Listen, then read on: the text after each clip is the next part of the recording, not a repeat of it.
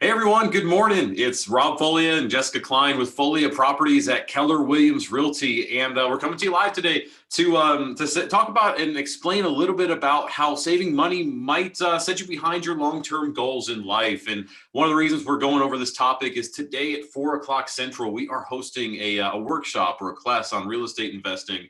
It's all about passive income and rental properties. We would love it, for our clients and our friends to attend. It's a free event. It's legitimately not a sales pitch. It's legitimately just something designed to help educate and hopefully expose you to a new way of thinking. And so, without further ado, you ready to get started, Jessica?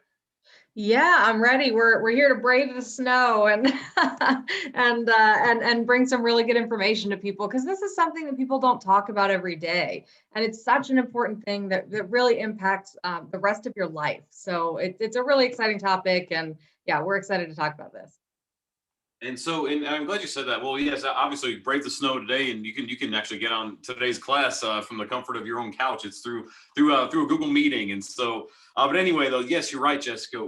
This is a subject we never hear about, and it's not talked about enough in terms of our everybody's day to day lives. I mean, how often do we hear the story of somebody should just simply put money aside, save whatever that looks like, and then retire when you're 65, and then go live out your days at a retirement home or anything like that. And like that seems to be very much a kind of a story that society tries to write a little bit. And I honestly, I don't think saving is something that puts you in position to actually live the life you want to live. So what we've got here are actually three annual retirement goals as an example to show how saving money doesn't kind of put you behind where you want to be, I guess you could say. And so you can see the gentleman on the left here. If this person is 20 years old and said every month for the rest of my life I'm going to save $100 a month, and he has an annual retirement goal of $100,000, it's going to take him 64 years to achieve that goal. So he can retire when he's 84 years old. I mean, I don't know about you, but that doesn't sound like a life by design to me. Does that sound good to you? Yeah, that's really not ideal. I mean, I think most people are aiming for what, 65, maybe 70 at the latest. 85 would be a long time to wait for sure. Well, exactly. And same for the person in the middle here. She's got an annual retirement goal of $200,000. And if she starts saving $500 a month, excuse me, at the age of 30, it's going to take her 52 years to achieve that goal. And she can retire at the age of 82, which again is a little unfeasible. I mean, correct me if I'm wrong, and I don't know this stat. Maybe I should look it up before our class, but I'm pretty sure that's past the average age that people pass away. Isn't the average age people die like in their 70s? Well, I'm You not sure know, and about that so statistic, but what I was looking at here is, so she's been saving for 52 years, and he's been saving for 64 years. Her annual retirement goal is double what his is, and she's having to put away 5 times what he does every month in order to achieve that. So these are not like it's that. I mean, $500 a month is a crazy amount to be putting away and then doing nothing with. Essentially, it's taking a nap in your savings account. well, exactly. And then the Yeah. third example, I just like to share that because you might be thinking to yourselves here in those first two examples, $100,000, 200,000, maybe those are too high. Maybe you don't need that much. Those are the limiting beliefs that might be going through some people's heads. And so maybe a lower number, like this person's $80,000 goal. And if he started saving $2,000 a month at the age of 40, it's still going to take him 25 years to accomplish his goal of $80,000 a year coming in retirement income. And he can retire at the norm age of 65, which there is no norm, obviously. It's life by design, and yet it's important to bring that up, I think, because most people, I don't think, can take $2,000 a month and set it aside just to have it sitting in an account, like you said, Jessica, and just to have it sitting there and do that every month forever, or at least for 25 years. Yeah. And so And the one of the things, interesting, sorry to interrupt you, the interesting thing about the amount that he's saving each month is that's a hefty mortgage that he's saving every month. And if you keep that in the back of your mind for the rest of our short conversation here, it's very important.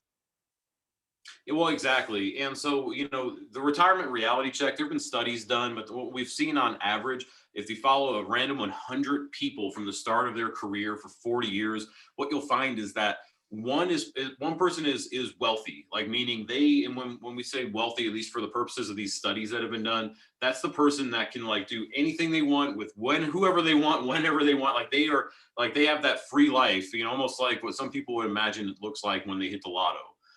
The financially secure people are the ones that they don't really have money problems. They they have their homes paid off, everything's paid off. They're sitting in a good spot.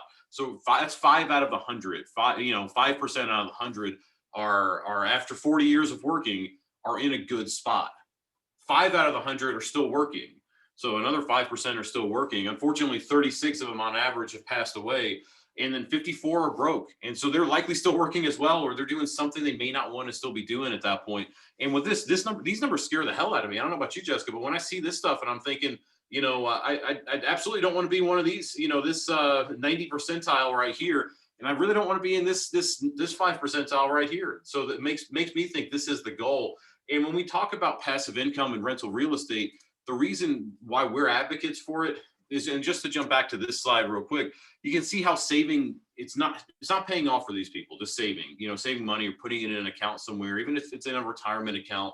I don't control the stock market. I don't know about you, Jessica, but I don't think either of us or anybody really controls the stock market. Maybe those GameStop people a few weeks ago were trying to control the stock, but that's a whole nother story. But the reason I say that is this is a lot of money people have set aside to hit annual retirement goals. Whereas if you own investment real estate, you can start seeing passive income come in almost immediately, or really immediately, if you're buying right. And that's what we coach and train our investors to do, and that's buy it right. These are just a few comparisons here in terms of just the difference between stocks, mutual funds, money market accounts, and investment properties. You can see the 2 lines that are highlighted are probably 2 of my favorite lines about it. So say you own $100,000 in either stocks, mutual funds, or money market account. You've paid $100,000 to get into that, if that's the starting value. Whereas an investment property, if you're buying a property for $100,000, you don't need $100,000 to buy that. Typically for an investment, you need 20% down. That's the 20,000 right here. The second number, that's the second line that's underlined here, that's highlighted, the other income, stocks, mutual funds, money market accounts. You're not seeing passive income come in from that. Investment properties, you're seeing passive income come in through rent. So just to jump back to these 3 examples real quick, just to take an easy round number here, the $100,000 on the left, that's about $8,000 a month that somebody's looking for from, to see come in when they're retired. 100,000 divided by 12, roughly around 8,000 a month. While that takes a few rental properties to get there over time and paid off, and while somebody else is paying off, as you can, as we could get into all the details of it, long story short, you're seeing rent come in automatically from the beginning. And if you keep accumulating properties, it's just going to start snowballing for you. Yeah, if anyone has time, absolutely take the class that we're doing this afternoon. If you don't, just take a screenshot of this chart here, because there are lots and lots of advantages to investing real estate, and not a small one of which is the stability. It really is one of the more stable types of investments out there. And what is it, 90% of the world's richest people or something like that have most of their, or have at least a portion of their wealth in investment properties. And that's not a coincidence. It's a great investment. It's a great, just learn about it, and it might be the right thing for you and for your life and retirement plan. And I'm glad you said that about the stability, Jessica, because we obviously advocate for long-term buy and hold investment properties where, people can, and in fact, there's even a slide somewhere in here. I don't need to look for it right now, but the difference between basically buy and hold and buy and flip. And there's nothing wrong with flipping if that's something somebody wants to do. That's not what we're talking about when we're talking about investments. We're talking about that long-term buy and hold. And on average, over the last 40 years or so, we've seen real estate appreciate about 4% a year. That's not, 4% is not a home run from one year to the next. But if you hold it for 20 to 30 years, that appreciation is phenomenal. It compounds, just like people talk about when it comes to stocks or mutual funds or money market, when they say that compounds, well, real estate compounds as well, except you're buying it for 20 cents on the dollar, letting somebody else pay down the debt that you owe with the rental property. And then you also are experiencing passive income coming in from it as well. And so, to me, it's a win. It's a win all around, Absolutely. And And I so mean, that's obviously, we love talking about this. I think we could talk about this for an hour and a half, and we plan to do a part of that this afternoon. So please, please join us. It's all digital, completely free. There's no sales pitch. It's just information so that people can set themselves up right for the rest of their lives. And we're just really passionate about this, and I hope that we can get a good number of people with us. We've got a good number registered. Yeah, we're very excited for the class this afternoon. Well, absolutely, Jessica, because I mean, hopefully these 3 slides hopefully show how saving doesn't necessarily set you up for success, and it can really put you behind. Because just imagine if just these examples, if instead of $100 a month, he's only putting $20 a month aside, or if he stayed with the 100, it'd probably be achieving his goal 5 times faster, right? Instead of working 64 years, it'd be about 12 years to hit that. Yeah, if he put half of that savings towards real estate, I mean, the sky's the limit, right?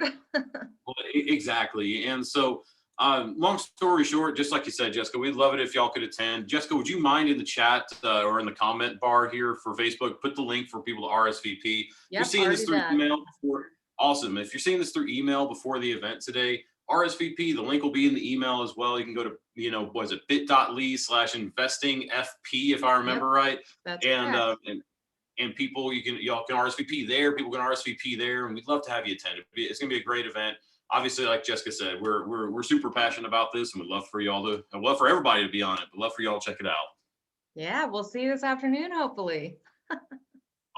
Awesome, y'all. Appreciate your time. Y'all have a good day. Bye.